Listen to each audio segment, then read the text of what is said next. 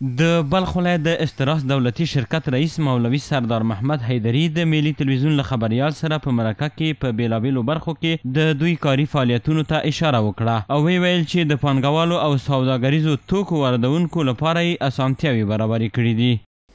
یو د دغه لپاره مجلس نیول سوی دی چې د تجارانو سره موږ څه وکولی سو چې د دوی لپاره سهولتونه برابر کړو.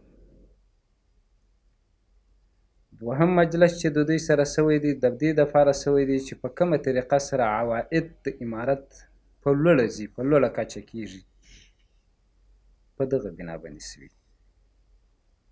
د دغه لپاره مختلف تصامیم نیول سوي، سهولیات برابر سوي لپاره د دې چې بهبودي د دغه ادارې راشي